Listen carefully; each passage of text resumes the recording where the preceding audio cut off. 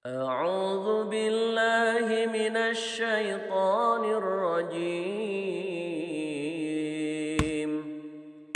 بسم الله الرحمن الرحيم.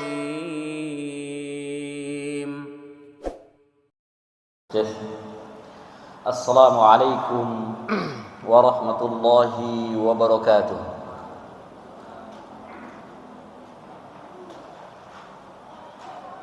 إن الحمد لله نحمده ونستعينه ونستغفره ونعوذ بالله من شرور أنفسنا ومن سيئات أعمالنا. من يهده الله فلا مضل له ومن يضلل فلا هادي له. أشهد أن لا إله إلا الله وحده لا شريك له وأشهد أن محمدا عبده ورسوله. اللهم صل وسلم وبارك على نبينا محمد وعلى آله وأصحابه ومن سار على نهجه إلى يوم الدين. أما بعد. Ikhwani wa akhwati fillah, a'azzani Allah wa iyyakum. Bersyukur kita pada Allah Subhanahu wa taala di siang hari ini, siang hari yang penuh dengan kebahagiaan ini, kita dipertemukan oleh Allah Subhanahu wa taala. Ini berkat nikmat dari Allah Subhanahu wa taala, terutama nikmat iman, nikmat Islam yang membuat hati kita terbuka, yang membuat hati kita menjadi lapang. Demikian juga nikmat umur atau nikmat waktu luang, nikmat kesempatan, ya, nikmat kesempatan atau waktu luang, dan juga nikmat sehat. Karena tanpa dua ini juga, tanpa sehat dan waktu luang, kita tidak bisa hadir di sini, ya, disebabkan karena tidak ada waktu luang, karena sibuk dan lainnya. Kita tidak bisa hadir di tempat yang semoga Allah Subhanahu wa taala memberikan barakah dan hidayah pada tempat ini. Ikhwani wa akhwati fillah, a'azzani Allah wa iyyakum. Siang ini kita akan membahas tentang masalah sebab-sebab terbukanya hati dan lapang dada. Sebab-sebab terbukanya hati dan lapang dada.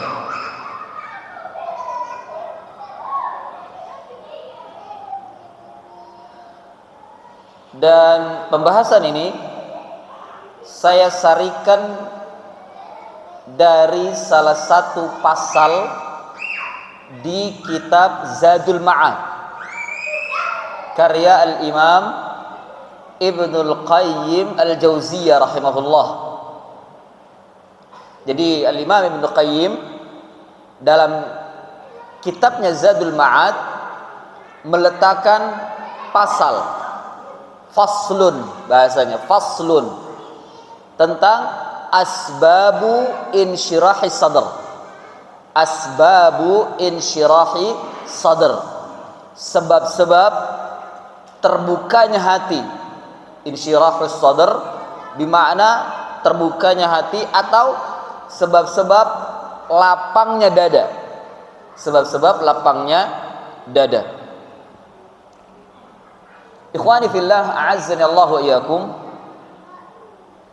Tentang pengertian kelapangan dada, kalau bahasa kita ya, kelapangan dada adalah kelegaan dan keterbukaan hati yang diwujudkan dengan perasaan nyaman, apalagi bahagia, tentram, ya, dalam jiwa dan hati. Kemudian hilangnya rasa khawatir, dan tidak bersedih. Hilangnya rasa khawatir dan tidak bersedih. Ini hati ini nyaman, lapang dada. Meskipun mungkin bertubi-tubi bendera ujian dan cobaan, tapi karena tawakal kita sudah mencapai puncaknya, maka hati ini menjadi lapang, ya, menjadi lega, terbuka, dan tidak merasa khawatir serta tidak merasa sedih.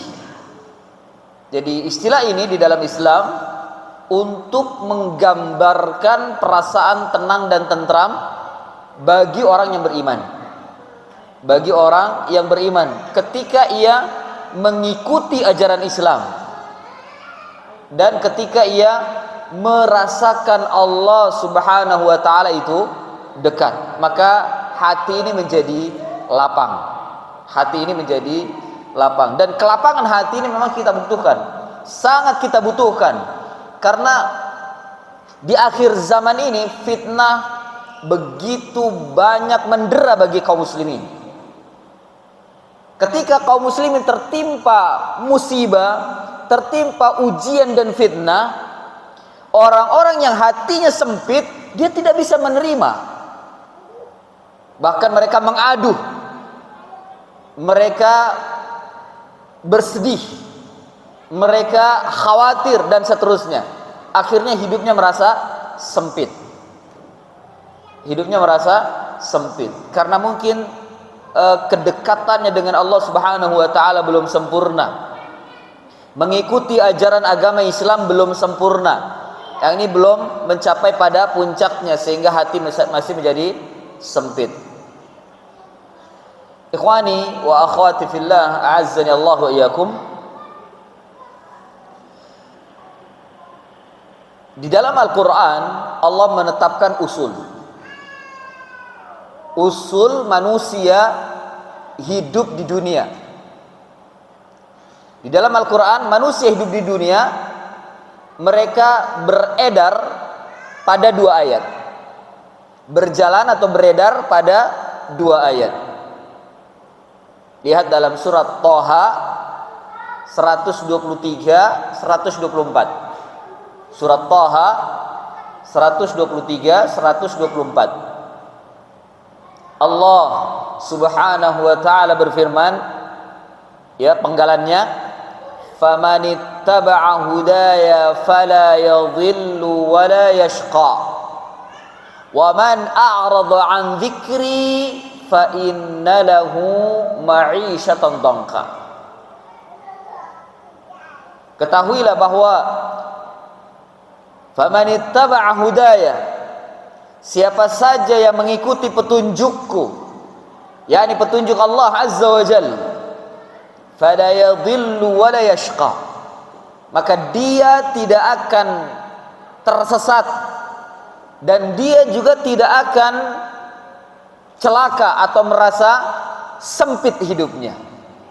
Sebenarnya kalau kita pahami ayat ini saja sudah bisa menjadi gambaran solusi agar hidup kita menjadi lapang, agar hati kita menjadi lapang, hati kita menjadi terbuka. Apa solusinya? Ittiba, mengikuti petunjuk Allah Subhanahu wa taala. Dalam hal ini adalah Al-Qur'an dan Sunnah. Tentunya dipahami dengan pemahaman para sahabat Nabi sallallahu alaihi wasallam. Bila kita mengikuti petunjuk, aman. Hati kita tidak pernah merasa bersedih, hati kita tidak pernah merasa takut, hati kita menjadi lapang dan terbuka kalau kita mengikuti petunjuk. Apapun caci maki dari manusia itu tidak ada nilainya, tidak ada artinya kalau kita mengikuti petunjuk, karena kita merasa berada di atas kebenaran.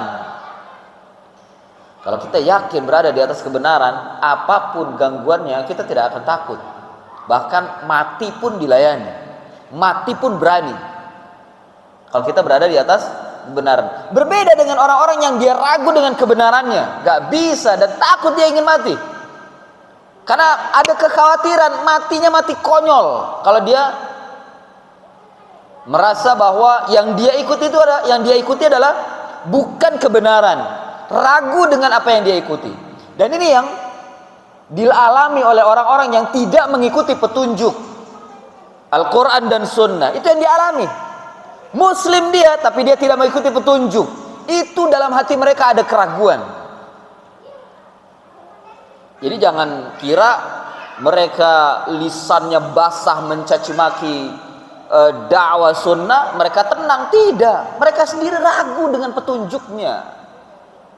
Sementara kita yang yakin berada di atas kebenaran, caci maki mereka itu tidak ada artinya. Bahkan kita mengatakan silahkan Anda caci maki, nanti kita sama-sama berdiri di hadapan Allah. Siapa yang berada di atas kebenaran, berani kita. Makanya Allah mengatakan famanittaba'a hudaya fala yadhillu wa la yashqa. Barang siapa yang mengikuti petunjukku, maka dia tidak akan tersesat dan juga tidak akan merasa sempit hidupnya dan merasa celaka hidupnya. Sebaliknya, ayat setelahnya, ayat 124, wa man a'rada 'an dzikri fa inna lahu ma'isyatan dhanka. Dan siapa saja yang dia berpaling dari peringatanku, yang memberikan peringatan tentunya wali-wali Allah Subhanahu wa taala dari kalangan para ulama yang mengikuti petunjuk.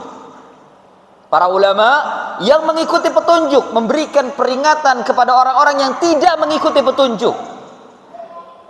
Didukung oleh Allah Azza wa Jalla. Wa man a'rada 'an dzikri, barang siapa yang berpaling dari peringatanku melalui lisan-lisan wali-waliku, melalui lisan para nabiku, berpaling dia dari petunjuk, fa innalahu ma'isyatan dhanka. Jadi kita jangan ragu.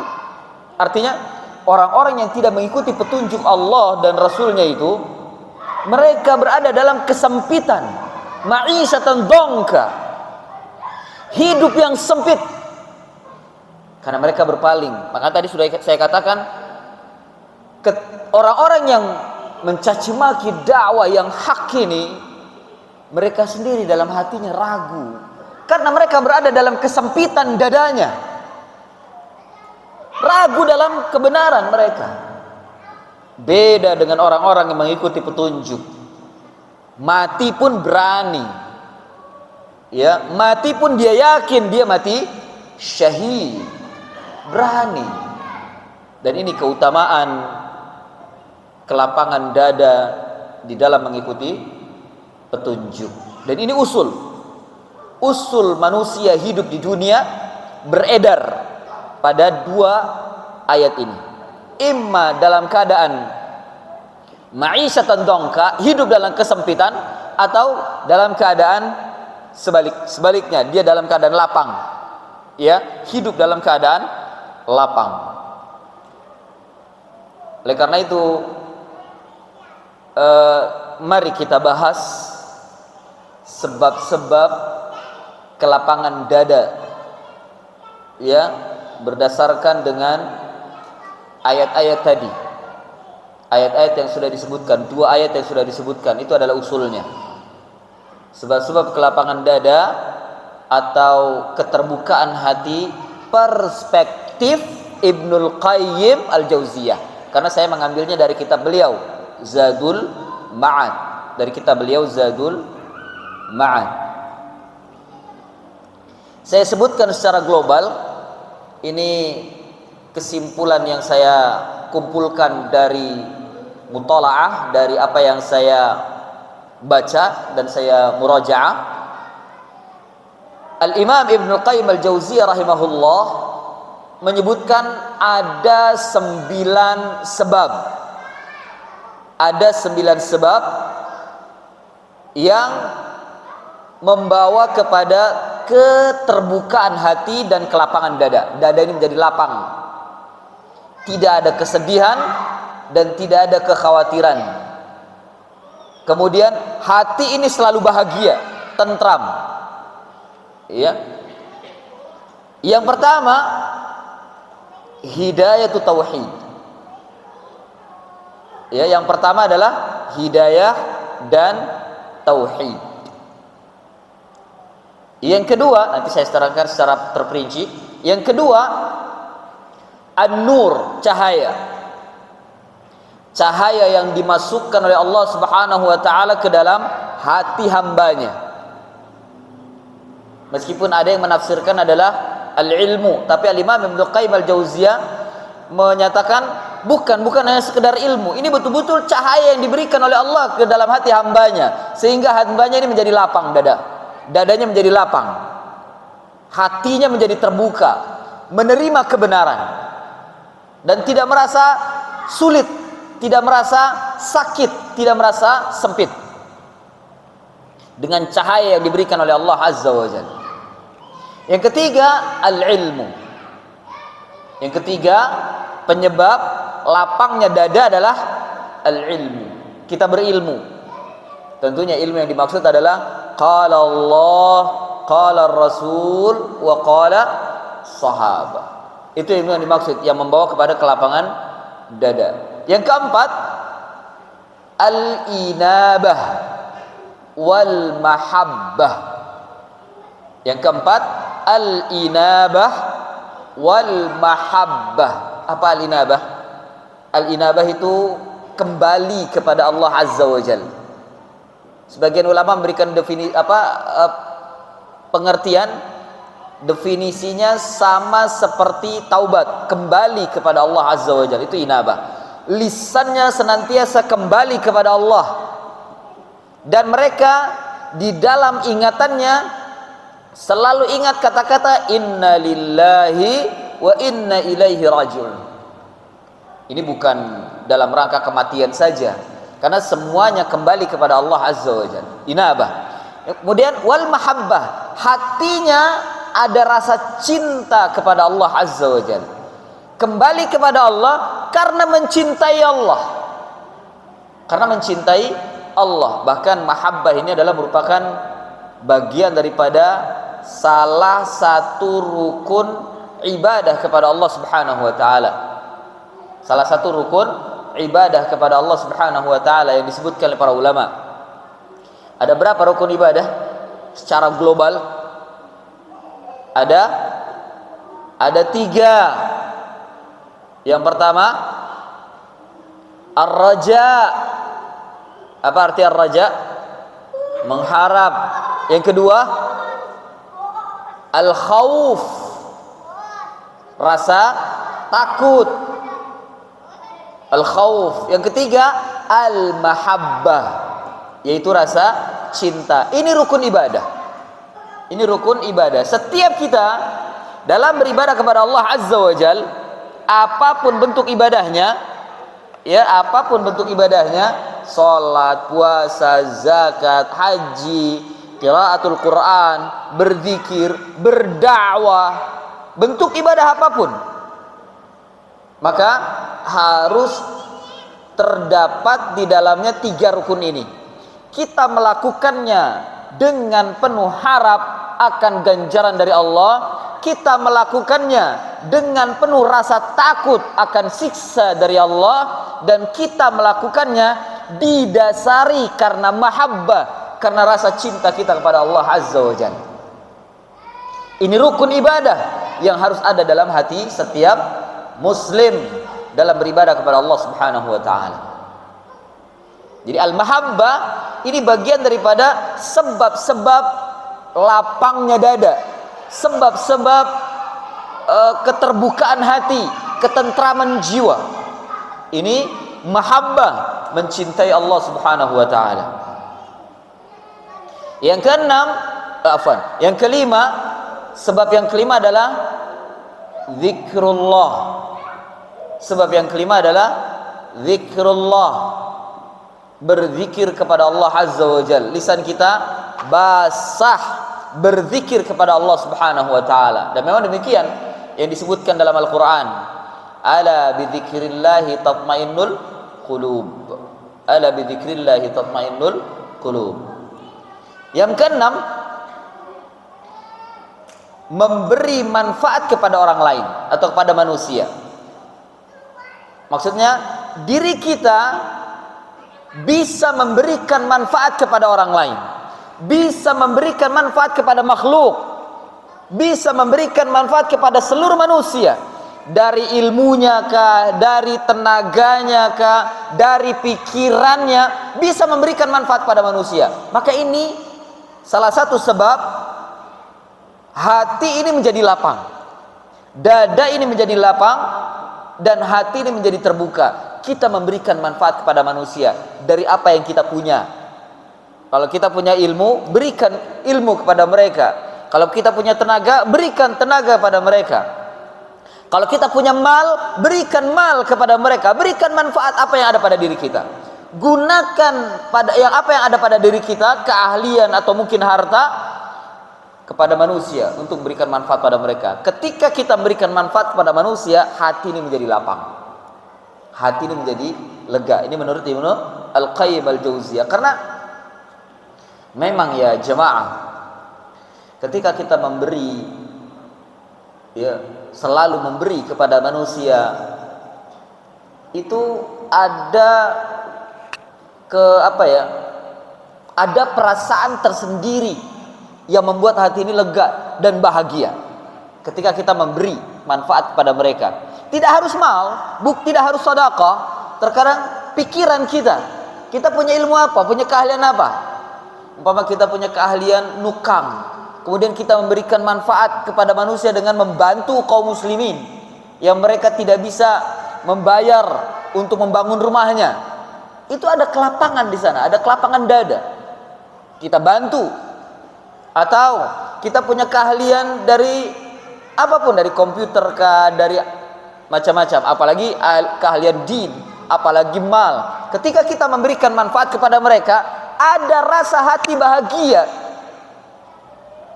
Ya, ada rasa hati bahagia. Bukan hanya bahagia mendengarkan ucapan terima kasih mereka, bukan. Terkadang ada titik tersendiri yang membuat ini tidak bisa dinilai dengan harga apapun, apalagi hanya sekedar kata-kata ucapan terima kasih. Ada nilai yang tidak bisa disebutkan dengan kata-kata ketika kita memberikan manfaat kepada manusia, yang mana ganjaran dan pahalanya kita akan melihat nanti ketika bertemu dengan Allah Azza wa Jalla. Nah, yang ketujuh, sebab terbukanya hati dan lapang dada adalah asy-syuja'ah. Ya, syaja'ah, bukan syuja'ah, syaja'ah. Apa makna syaja'ah? Berani atau memiliki keberanian. Namun keberanian ini tidak akan timbul kalau seandainya kita tidak berada di atas al-haq. Biasa seperti itu. Kalau kita tidak yakin kita berada di atas al-haq, keberanian ini tidak akan timbul. Keberanian ini tidak akan timbul. Berani yang dimaksud adalah berani, pertama, ini yang paling tinggi, menghadapi musuh. yakni menghadapi musuh-musuh Allah Azza wa Jalla. Kemudian yang kedua, berani mendakwahkan agama Allah Subhanahu wa taala kepada manusia. Yang ketiga, berani menghidupkan sunnah. Berani menghidupkan agama Allah yang hampir mati. Yang hampir mati di tengah manusia. Berani, syaja'ah. Dan keberanian yang puncak, yang sejatinya berani adalah berani di medan perang, mengangkat senjata, memerangi orang-orang kafir, jihad fisabilillah. Keberanian yang seperti ini akan menyebabkan kelapangan dada. Dada itu menjadi lapang. Ya. Yang kesembilan, yang kedelapan, menghilangkan keburukan hati. Ad-daghal, daghal itu keburukan hati seperti iri, dengki, hasad, benci dan seterusnya. Ya, tidak bisa melihat orang senang, tidak bisa melihat masjid rapi, tidak bisa melihat dakwah sunnah. Ini kebencian-kebencian hati. Bila ingin dilapangkan dada kita, bila ingin dilapangkan hidup kita oleh Allah Azza wa Jal, hilangkan keburukan-keburukan yang ada di dalam hati. Ya. Kemudian yang kesembilan, yang terakhir, tidak berlebihan di dalam hal-hal biasa. Apa contohnya? Tidak berlebihan di dalam makan, tidak berlebihan dalam minum, tidak berlebihan dalam berpakaian, tidak berlebihan dalam melihat, tidak berlebihan dalam mendengar, tidak berlebihan dalam apapun perkara-perkara yang biasa. Ya, meninggalkan perkara-perkara yang berlebihan. Ya, ini bisa melapangkan dada. Karena terkadang kalau kita berlebihan di dalam hal-hal yang biasa tadi, berlebihan memandang. Jadi memandang itu bukan hanya sekedar memandang yang halal, dia juga memandang yang haram. Maka ini berlebihan dalam memandang. Ya, memandang yang haram, ini berlebihan dalam memandang. Demikian juga berlebihan di dalam mendengar. Dia tidak hanya mendengar Al-Quran, dia tidak hanya mendengar yang halal, tapi dia juga mendengar yang haram. Ini berlebihan. Dilepas telinganya untuk mendengarkan hal-hal yang haram. Kemudian anggota badannya juga terkadang melakukan hal-hal yang berlebihan. Ya, apa yang dilarang dalam Islam. Maka ini akan menyebabkan kesempitan di dalam hidup. Untuk melapangkan dada, membuang itu semua, tidak melakukan secara berlebihan. Maksudnya adalah tidak melampaui batas apa yang telah ditetapkan berdasarkan dengan Al-Quran dan Sunnah. Ikhwani fillah, a'azzani Allah wa iyyakum.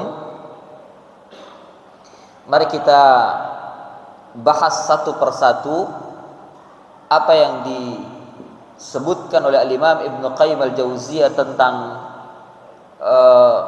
sebab-sebab lapangnya dada dan keterbukaannya hati.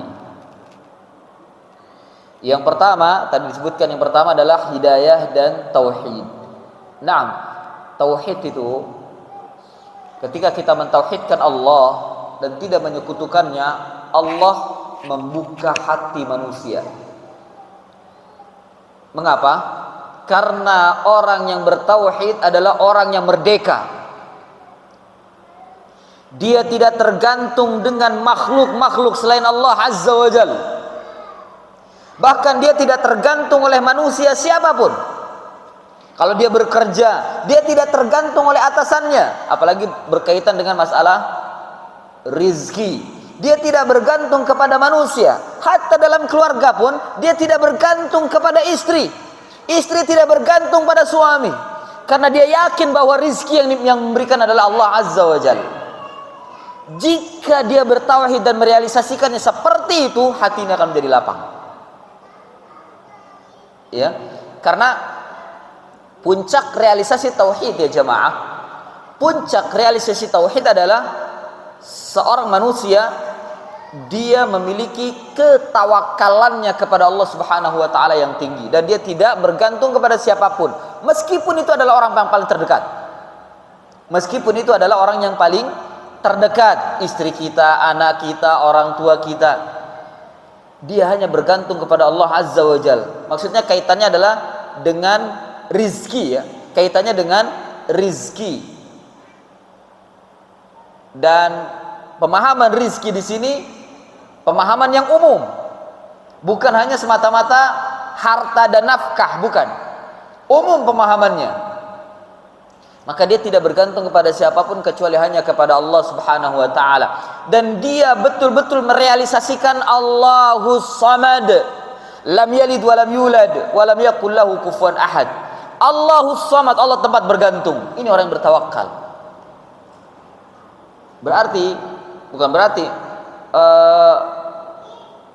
Maka sejatinya orang yang tidak bertawakal kepada Allah, artinya dia tidak memiliki sifat tawakal kepada Allah, berarti dia belum merealisasikan tauhid di dunia ini. Ya, orang yang merealisasikan tauhid itu orang yang dia memiliki tawakal kepada Allah, memiliki ketawakalan kepada Allah Azza wa Jalla. Jadi orang yang merealisasikan tauhid bukan hanya dia tidak datang ke kubur, tidak datang ke dukun. Nah, itu bagian daripada tauhid ya. Dia tidak percaya dengan paranormal. Pokoknya tidak menciderai hatinya dengan kesyirikan. Tapi bukan hanya itu, dia memiliki tawakal kepada Allah Azza wa Jalla, dan itu puncak realisasi tauhid. Puncak realisasi tauhid adalah bertawakal kepada Allah Azza wa Jalla. Hanya bergantung pada Allah, hanya bergantung kepada Allah Subhanahu wa ta'ala. Dan kisah-kisah tentang orang-orang yang tawakal kepada Allah sangat banyak sekali. Yang di hatinya hanya Allah Subhanahu wa ta'ala itu banyak sekali ya, sehingga memiliki rasa ketawakalan yang tinggi. Contoh yang paling mudah yang sering kita dengar yaitu Nabi Ibrahim alaihi salatu wassalam. Makanya Nabi Ibrahim dikatakan apa? Abul Muwahhidin, bapaknya orang-orang yang bertauhid. Mengapa? Karena tingkat ketawakalannya sudah sampai pada puncaknya. Di mana kita bisa mengetahuinya? Ketika Nabi Ibrahim alaihi salatu wassalam itu sudah tidak bisa berdaya lagi, diikat di manjanik. Manjanik itu alat pelempar yang untuk dimasukkan ke dalam api yang menyala membara ya, yang menyala membara. Ibrahim tidak bisa berdaya kecuali hanya mengatakan apa? Hasbiyallah wa ni'mal wakil. Kemudian dilempar. Ternyata Allah Subhanahu wa ta'ala merubah hawa yang ada di api panas menjadi sejuk, sehingga Nabi Ibrahim tidak terbakar. Artinya Allah berfirman kepada api agar api menyelamatkan Nabi Ibrahim alaihi salatu wassalam. Ini tingkat ketawakalan kepada Allah Azza wa Jalla yang sangat tinggi. Makanya Nabi Ibrahim dikatakan Abul Muwahhidin, bapaknya orang-orang yang bertauhid, karena tawakal kepada Allah telah mencapai puncaknya. Jadi saya ingin mengatakan bahwa orang yang merealisasikan tauhid itu bukan orang yang semata-mata meninggalkan kuburan dan tidak beribadah di kubur. Orang yang semata-mata meninggalkan dukun dan tidak butuh dengan dukun. Orang yang tidak beribadah mencari barokah kepada makhluk-makhluk selain Allah yang lainnya, bukan. Nah, itu bagian daripada tauhid. Tapi puncak orang yang merealisasikan tauhid adalah dia bertawakal kepada Allah Azza wa Jalla. Nah, tingkat tauhid yang seperti inilah penyebab paling besar dalam membuahkan kelapangan dada dan keterbukaan hati, serta hati ini menjadi tentram. Hati ini menjadi tentram. Seperti juga disebutkan oleh Imam Ibn Al-Qayyim Al-Jauziyah, firman Allah Azza wa Jal, afaman syaraha sadrahu lil Islam fahuwa ala nur min rabbih. Ya, maka siapa saja yang telah dibuka oleh Allah Subhanahu wa ta'ala dadanya untuk Islam, dadanya lapang menerima Islam, maka ia berada di atas cahaya dari Tuhannya. Ini dalam surat Az-Zumar ayat 22. Dalam surat Al-An'am Allah Subhanahu wa taala berfirman ayat 125, "Wa may yuridillahu ay yahdiya yashrah sadrahu lil Islam, wa may yurid ay yudhillahu yaj'al sadrahu dayiqan haraja ka'annama yas'udu fis sama."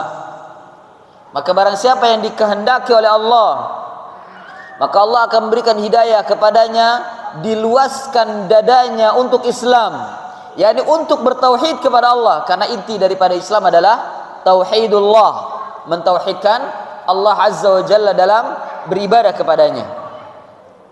Wa may yurid ayyudhillahu, maka barang siapa saja yang diinginkan oleh Allah untuk disesatkan, yaj'al sadrahu dayiqa, Allah menjadikan dadanya itu sempit, haraja, dan merasa berat, ka'annama yas'adu fis sama, seperti ia mendaki, naik, ia menuju ke langit.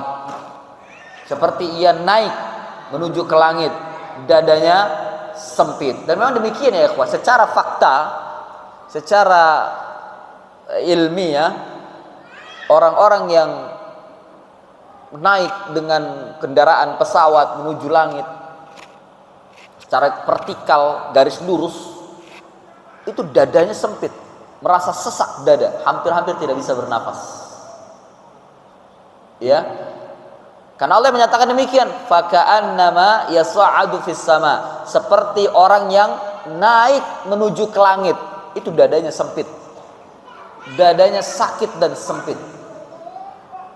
Ya, nah, ini tentang kelapangan hati, hidayah dengan tauhid. Oleh karena itu kita membutuhkan hidayah agar kita bisa bertauhid kepada Allah, dan orang-orang yang mendapatkan hidayah serta bertauhid, dia akan mendapatkan kelapangan dari Allah Subhanahu wa taala dadanya. Yang kedua, cahaya. Yang kedua adalah cahaya. Dan cahaya di sini yang dimaksud ternyata adalah cahaya iman. Ya, cahaya iman. Ya, cahaya di sini ada dua. Yang pertama, cahaya iman. Yang pertama, cahaya iman. Yang kedua, cahaya nyata. Artinya cahaya yang bisa dilihat oleh panca indera. Cahaya yang bisa dilihat oleh panca indera.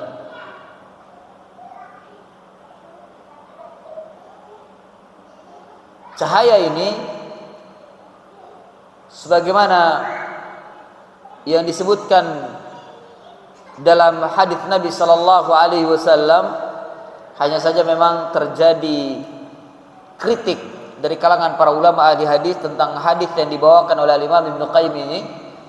Di sana disebutkan, beliau mengatakan bahwa hadis ini diriwayatkan Imam Tirmidzi dalam kitab Jami'-nya, yakni dalam kitab Sunannya, Sunan Tirmidzi. Akan tapi ketika dilihat di dalam kitabnya beliau tidak dicantumkan hadis ini, tapi dicantumkan di kitab-kitab hadis yang lain seperti Al-Hakim, ya, kemudian seperti yang disebutkan oleh Al-Hakim dalam Mustadraknya, Ibnu Jarir dan juga Al-Baihaqi menyebutkan tentang hadis ini. Bagaimana hadisnya?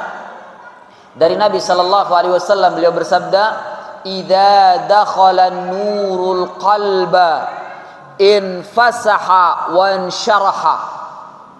Infasaha wa ansharaha. Apabila cahaya itu masuk ke dalam hati, maka hati itu akan terbuka dan menjadi lapang. Maka hati itu akan terbuka dan menjadi lapang.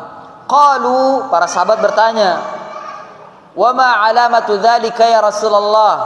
Apa tanda-tanda yang demikian itu wahai Rasulullah? Yani tanda-tanda hati menjadi terbuka dan juga menjadi lapang. Qala, Rasulullah sallallahu alaihi wasallam bersabda, "Al-inabatu ila daril khulud."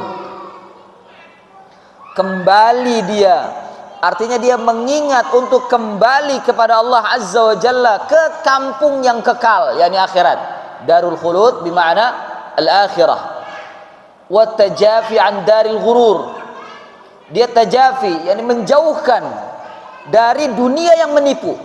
Jadi tanda-tanda orang yang sudah mendapatkan cahaya, cahaya di sini adalah cahaya iman dari Allah, bisa juga cahaya hidayah dari Allah Azza wa Jalla.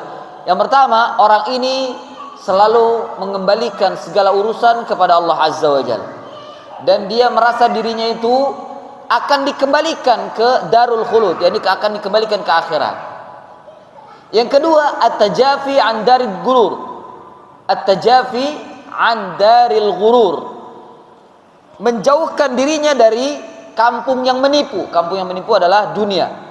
Dia menjauhkan dirinya dari tipu daya dunia. Artinya tidak tamak, tidak rakus.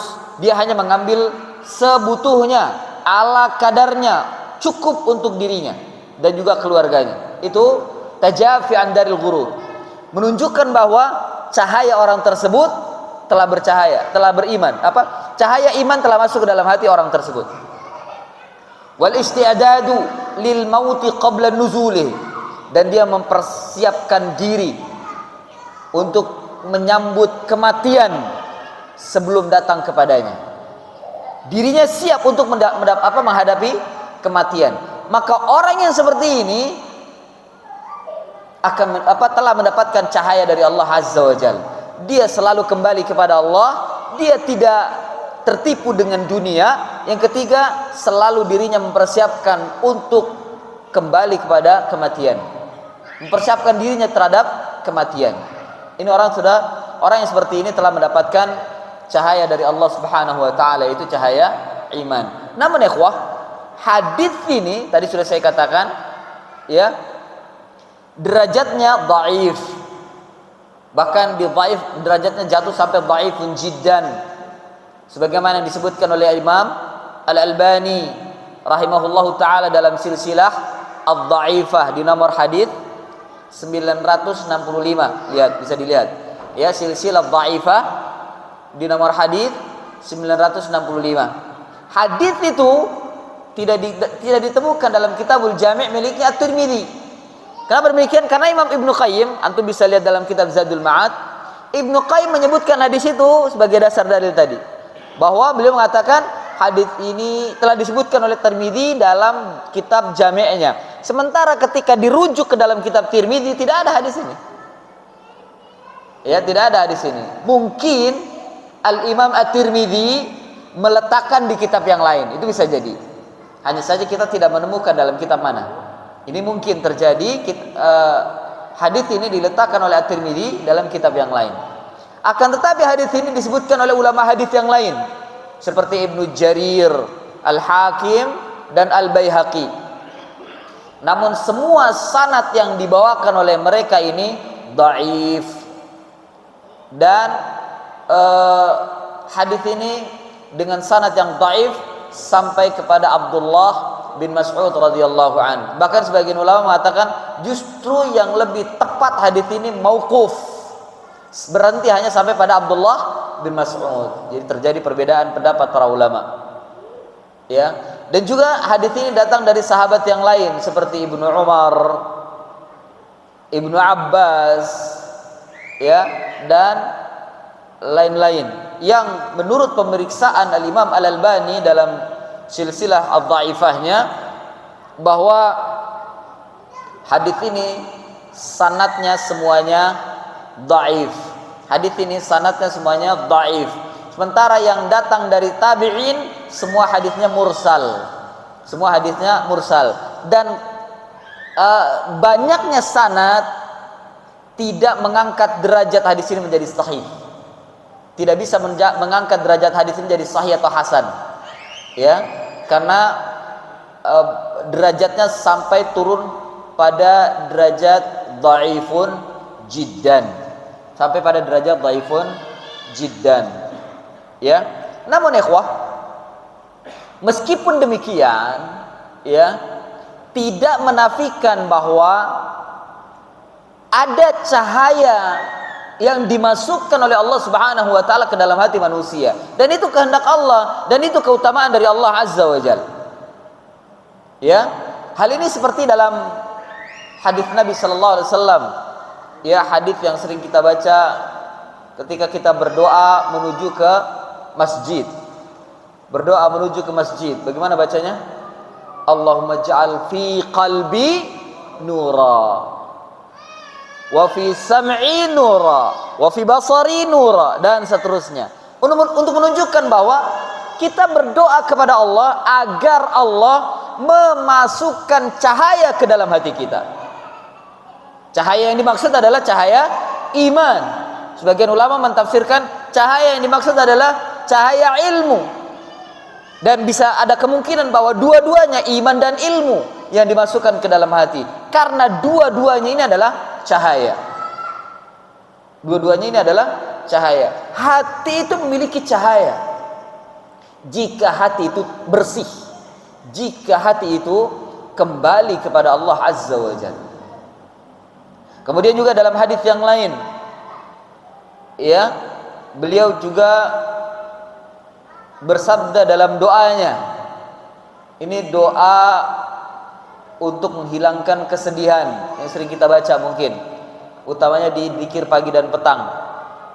Ya, disebutkan di dalamnya anta ja'alal qur'ana rabi'a qalbi wa nura sadri wa jala'a huzni wa dhahaba hammi. Yang di awalnya itu kita bertawassul dengan nama-nama dan sifat-sifat Allah. Di awalnya doa ini diajarkan oleh Nabi untuk bertawassul kepada nama-nama dan sifat-sifat Allah Subhanahu wa taala.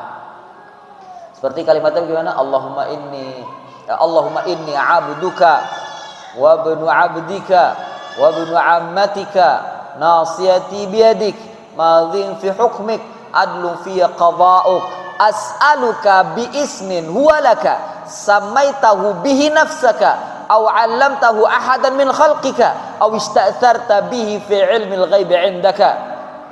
Dalam ayat apa ada yang tertinggal, aw anzaltahu fi kitabika aw 'allamtahu ahadan min khalqika aw ista'tharta bihi fi 'ilmil ghaibi 'indaka anta ja'alal qur'ana rabi'a qalbi wa nura sadri wa jala'a husni wa dhahaba hammi. Kalau dalam doa ini kita meminta kepada Allah Azza wa Jal agar Allah memasukkan cahaya ke dalam dada kita dengan Al-Quran, dengan membaca Al-Quran. Ketika kita mendengar Al-Quran, hati itu menjadi bacaan itu menjadi cahaya dan hati itu menjadi tenang serta bisa menghilangkan kesedihan dan kekhawatiran. Ini menunjukkan bahwa Allah yang masukkan cahaya ke dalam hati, ya, sesuai dengan apa yang Allah kehendaki, dan Allah dan manusia pun diperintahkan untuk berdoa agar Allah Subhanahu wa taala memasukkan cahaya ke dalam hati kita. Ya. Mungkin yang jadi permasalahan adalah bagaimana kita bisa melihat bahwasanya hati seorang hamba itu bercahaya. Ya ikhwan, terkadang itu bisa dipancarkan dari wajahnya. Ya. Dan ini tidak ada kecuali hanya ada pada orang-orang saleh ala manhajil haq, orang-orang saleh yang berada di atas manhaj yang benar, yang mengikuti jejaknya Rasulullah dan para sahabatnya. Adapun orang-orang yang mengikuti jejak selain daripada jejaknya Rasulullah dan para sahabatnya, justru sebaliknya, kadang mereka tidak mendapatkan cahaya, ya, tidak mendapatkan cahaya dari Allah Subhanahu wa taala. Hitam pekat hatinya ini, ya, hitam pekat hatinya. Jadi demikian. Kemudian ikhwani wa akhwati fillah a'azzanallahu yakum, yang ketiga sebab lapangnya dada adalah ilmu. Ya, sebab lapangnya dada adalah ilmu. Al-Imam Ibnu Qayyim al-Jauziyah mengatakan fa innahu yashrahu sadra wa yuwassi'uhu hatta yakuna awsa'a minad dunya. Sesungguhnya ilmu itu bisa melapangkan dada. Berarti orang yang sempit dadanya jangan-jangan dia jahil. Ada kejahilan pada dirinya sehingga hatinya itu menjadi sempit. Karena lawan dari alim adalah jahil. Lawan dari pada alim adalah jahil. Makanya dikatakan juga oleh Ibnu Qayyim di sini, wal jahlu yurithuhu dhiqi wal hasra, yurithu dhiqa wal hasra wal habsa. Wal jahlu, kebodohan itu akan mewariskan kesempitan, dan mewariskan penjara. Artinya hati ini terpenjara disebabkan karena kebodohan. Dan memang demikian, orang yang bodoh terhadap agama terpenjara hatinya. Dia tidak bisa berkata bebas tentang agama. Kalaupun seandainya dia berkata seenaknya bebas dalam agama, dengan kebodohannya dia akan tersesat. Dia akan menyampaikan sesuatu yang menyimpang dari Allah dan Rasulnya, disebabkan karena kebodohannya. Ketika ia salah dalam menyampaikan, dia merasa sempit hatinya. Ya.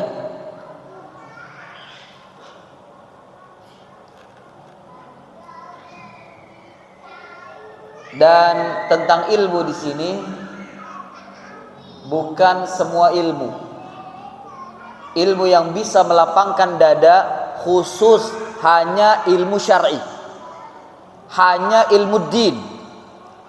Ilmu yang bisa melapangkan dada, ilmu yang bisa membuat hati itu terbuka, hati itu tentram, hati itu bahagia, hanya ilmu syar'i, hanya ilmu tentang din yang bisa melapangkan dada, yang bisa melapangkan dada. Dan juga ilmu nafi', ilmu yang bermanfaat. Sementara ilmu yang lainnya tidak. Apalagi kalau sudah membawa kepada dunia, itu tidak. Dia tidak bisa lapang dadanya. Atau dia sambilkan beribadah, menuntut ilmu hanya untuk dunia. Nah, ini lebih lagi akan menjadi sempit. Bahkan dikatakan oleh para ulama, minasyirki iradatul insan bi'amalihi ad-dunya.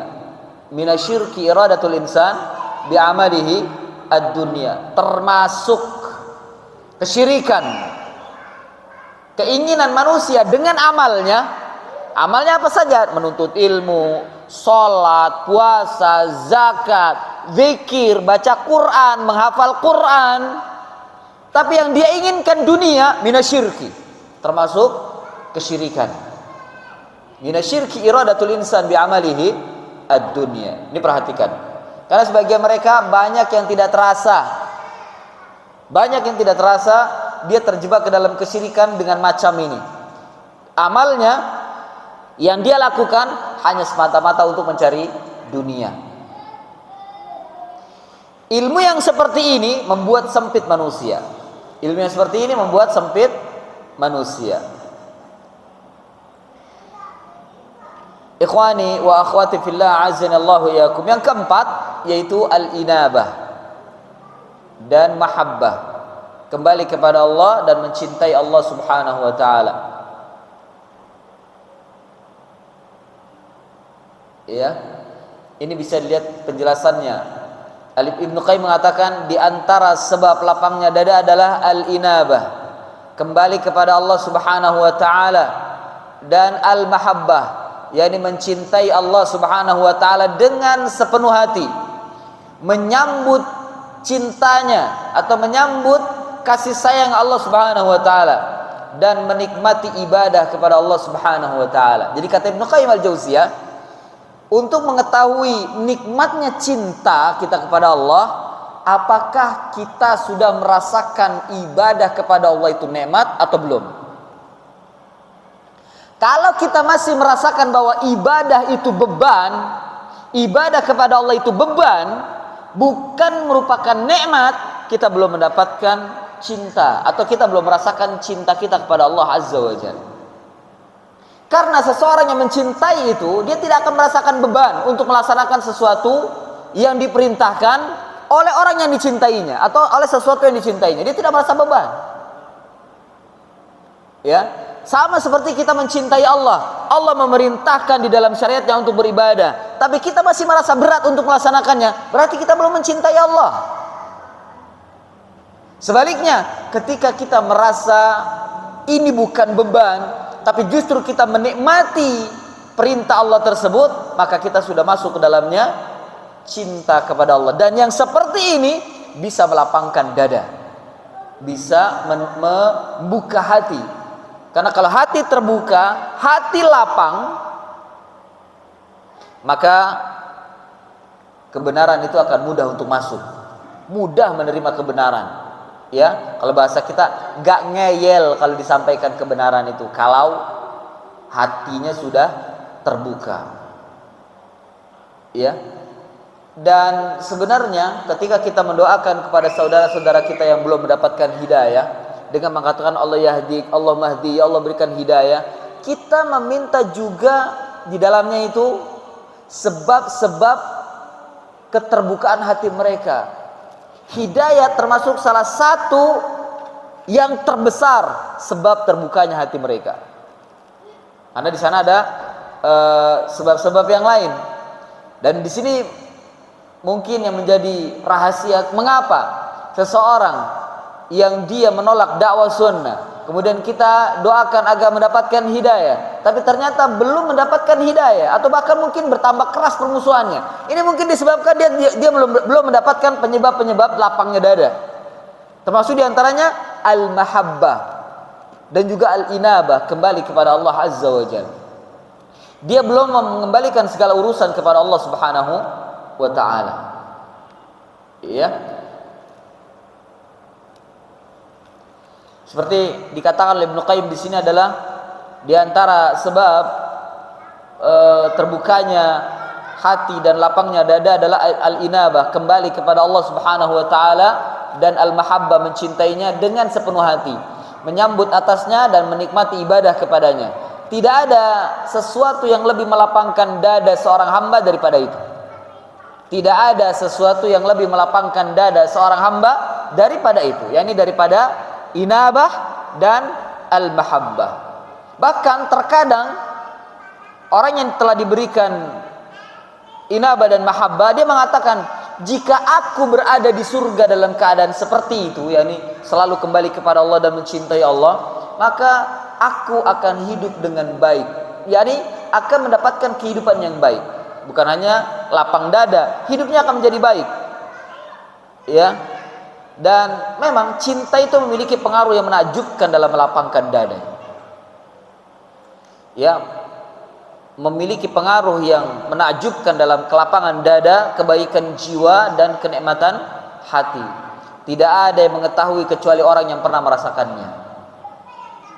Ya, setiap kali cinta merasa lebih kuat, cinta itu lebih kuat, maka dada merasa lebih terbuka dan lebih lapang. Serta tidak akan merasa sempit kecuali ketika ia mendapatkan para pemalas yang kosong dari perkara ini.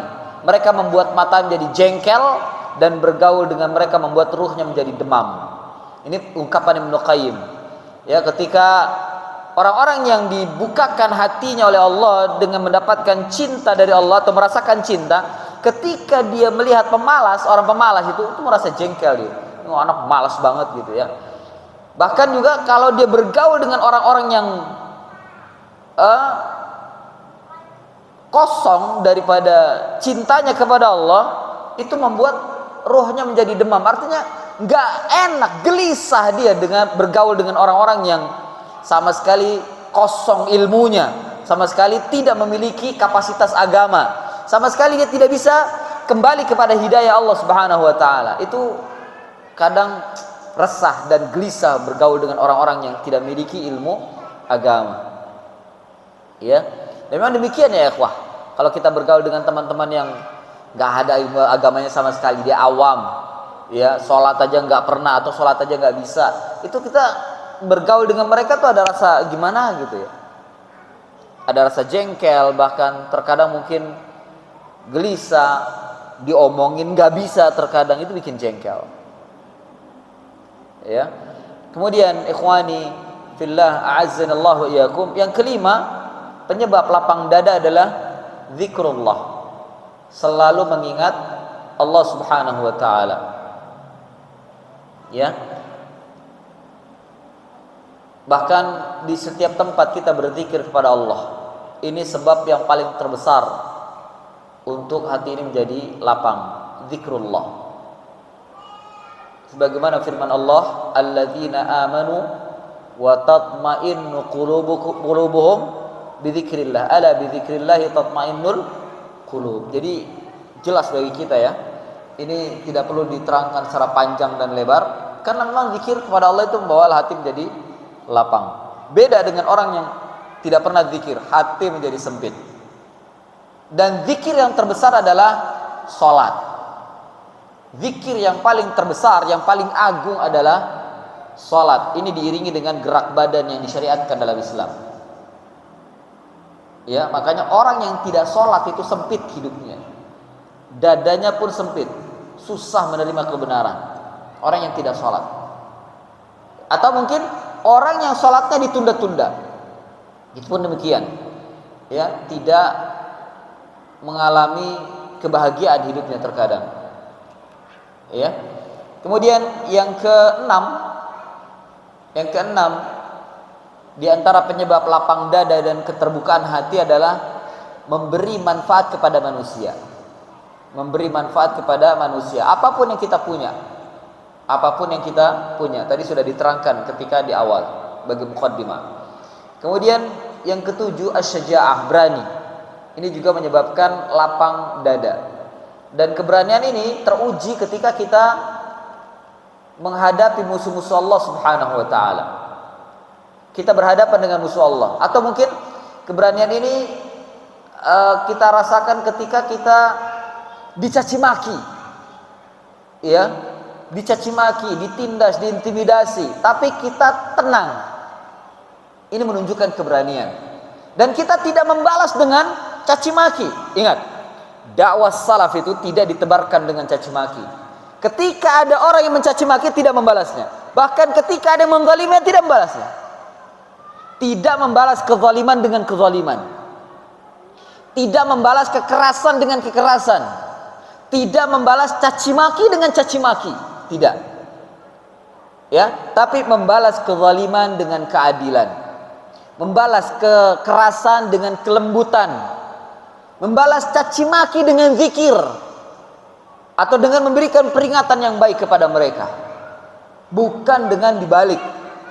Ketika mereka mencaci maki, kan sekarang itu di media sosial, masya Allah itu kan disebutkan itu Wahabi itu setan alas, sampai gitu kalimatnya. Wahabi itu setan alas, Wahabi itu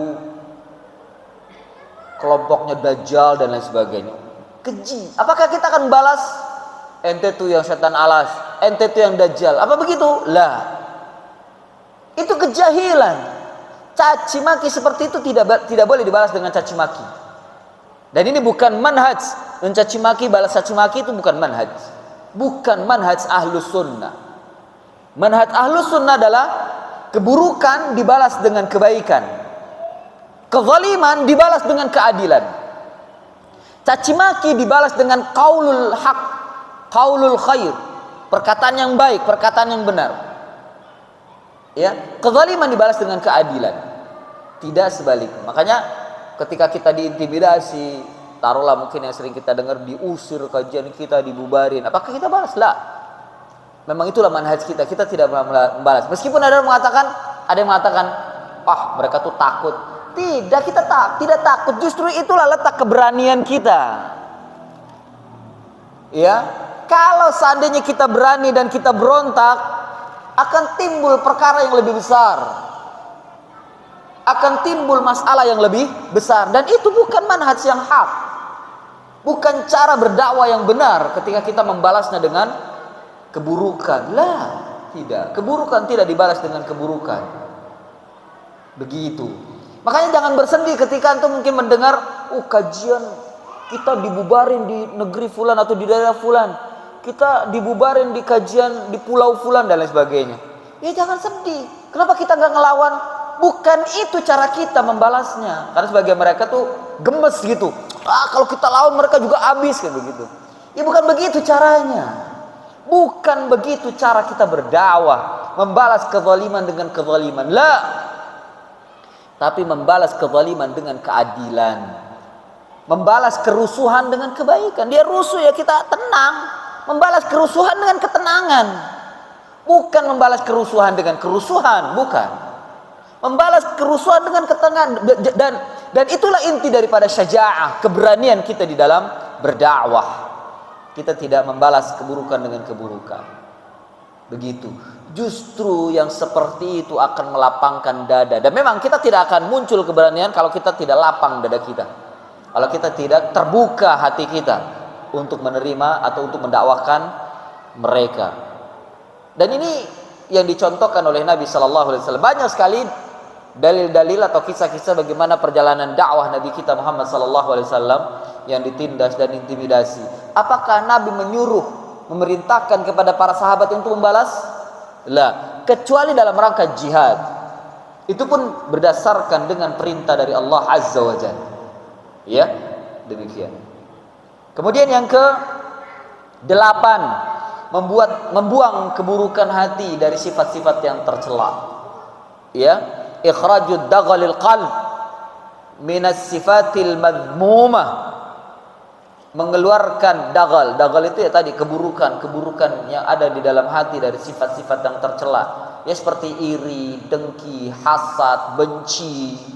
Itu harus dibuang. Ya, harus dibuang. Meskipun mungkin perlu perjuangan, sulit, tetap harus dibuang agar hati kita menjadi tenang. Berapa banyak orang-orang yang dengki dan hasad, hatinya itu nggak tenang, hatinya tidak tenang. Ya, dan orang-orang yang benci dan dengki dengan dakwah ini, hati mereka itu sejatinya tidak tenang. Jangan takut, mereka tidak tenang itu. Ya, mereka tidak tenang. Maka buang kebencian dan kedengkian yang ada di dalam hati kita untuk melawan mereka. Buang.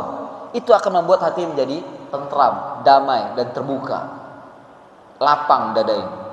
Tidak ada sifat-sifat yang buruk di dalam hati. Ya.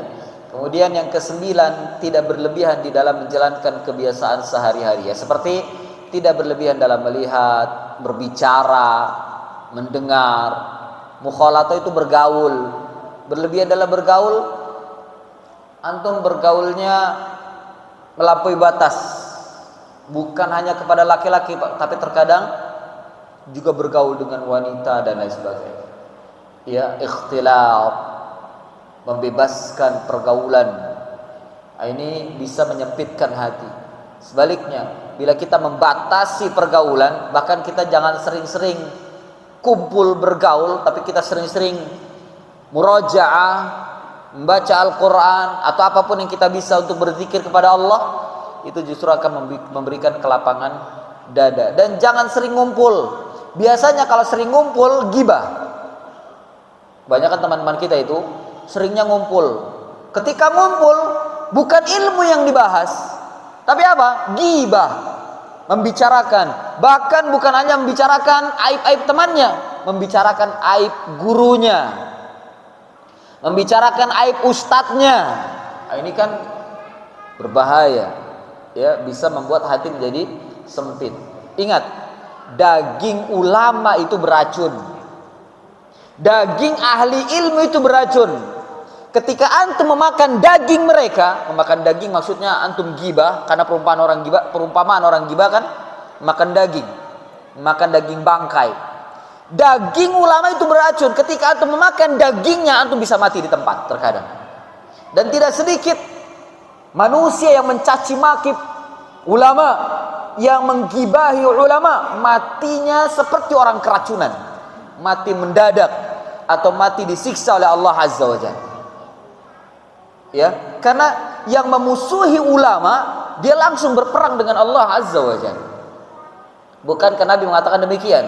Man 'adali waliyan faqad adzantuhu bil harbi. Barang siapa yang memerangi wali-waliku, maka dia telah mengizinkan aku untuk berperang dengannya. Hati-hati. Ya, hati-hati kita menggibahi ahli ilmu. Karena sebagian kita tuh basah lisannya untuk gibah, bukan untuk zikir tapi gibah. Dan ini disebabkan karena berlebihan dalam mukhalatah, berlebihan dalam berkumpul, berlebihan dalam bergaul, berlebihan dalam berbicara, berlebihan dalam mendengar. Ini yang menyebabkan hati menjadi sempit dan dada menjadi sempit. Ya, hati tidak terbuka, dada menjadi sempit. Jadi yang ke-9 adalah kita tidak boleh berlebihan dulu di dalam menjalankan kebiasaan sehari-hari. Ya, dalam makan, minum, berpakaian, berbicara, mendengar, bergaul dan lain sebagainya. Demikian ikhwani fillah, a'azzani Allah wa iyyakum, 9 sebab yang menyebabkan hati kita menjadi lapang, yang menyebabkan hati kita menjadi terbuka dan hidayah masuk ke dalam hati kita dengan mudah. Nah, mudah-mudahan ada manfaatnya. Bila ingin, sebelum kita akhiri, bila ingin bersoal jawab maka dipersilakan. Nah.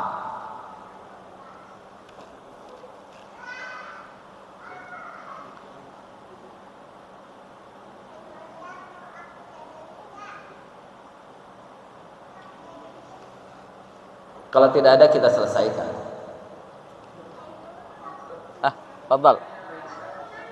Apa?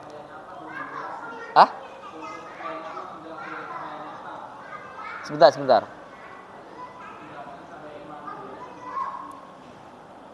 Yang nomor berapa? Nomor 2. Cahaya. Oh ya. Cahaya nyata yang dimaksud adalah cahaya yang bisa dilihat oleh panca indera. Ya, cahaya yang bisa dilihat oleh panca indera. Artinya ketika antum berada di tempat kegelapan, sempit nggak ada antum. Contohnya malam tuh, mati lampu umpamanya. Apa yang terjadi? Sempit nggak ada antum? Sempit. Ya nggak bisa ngelihat. Ya tidak bisa melihat. Itu hati jadi sempit. Ya jadi sempit. Ketika lampu nyala, apa yang terjadi? Alhamdulillah, lega lagi hati. Sahih? Ini yang disebut dengan cahaya nyata. Dan cahaya ini terkadang bisa menyempitkan hati dan melegakan hati. Jadi yang dimaksud dengan cahaya itu ya cahaya secara hissi.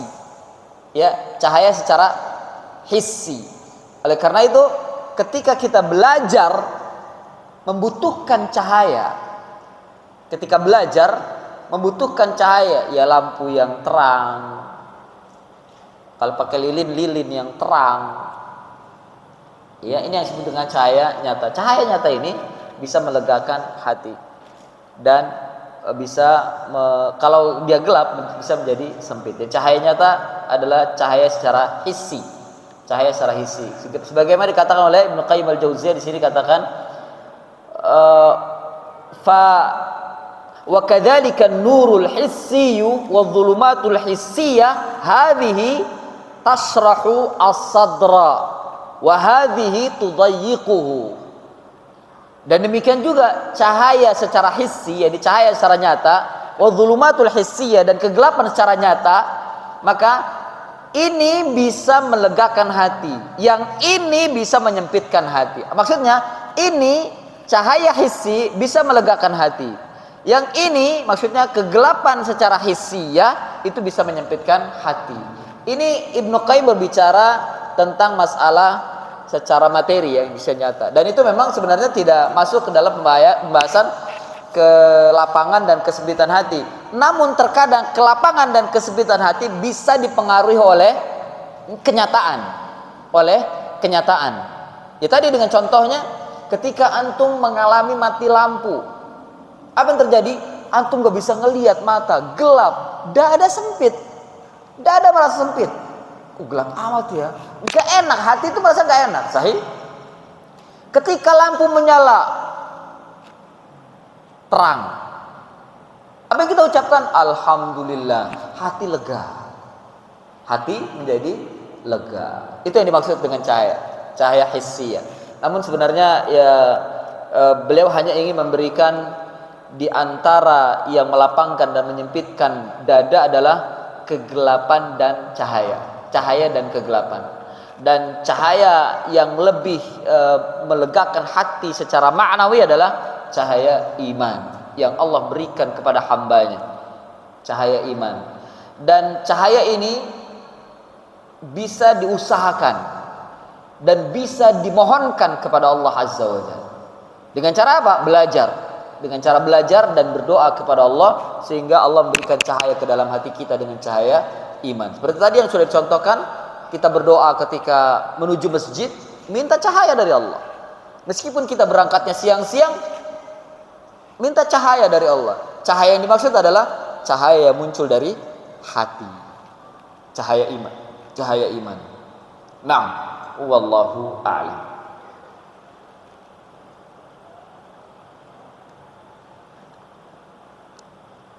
Fadhal, ada lagi?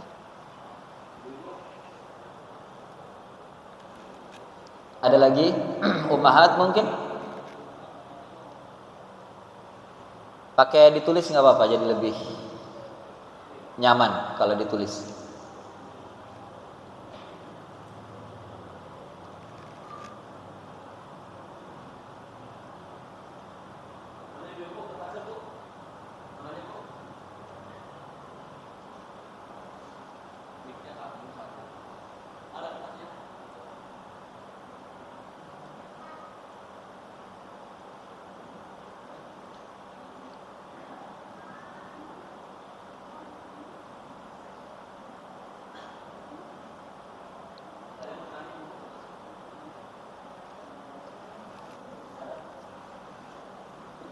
Kalau nggak ada jangan paksa Pak Taufik. Iya, kalau nggak ada jangan paksa.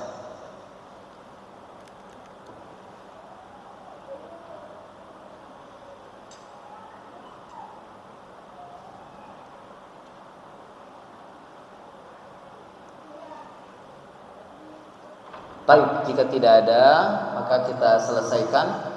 Waktu sudah mendekati waktu asar. Semoga kajian kita di siang hari ini mendapatkan barokah dari Allah Subhanahu wa taala dan ilmu yang kita pelajari bermanfaat bagi diri kita dan juga orang yang ada di sekitar kita, dan ilmu yang bermanfaat, ilmu ini bermanfaat di dunia wal akhirah, di dunia dan di akhirat. Wassallallahu ala nabiyyina Muhammadin wa ala alihi wa sahbihi wa barik wa sallam. Subhanaka Allahumma wa bihamdika asyhadu an la ilaha illa anta astaghfiruka wa atubu ilaik. Wa akhiru da'wana anil hamdulillahi rabbil alamin. Wassalamu alaikum warahmatullahi wabarakatuh.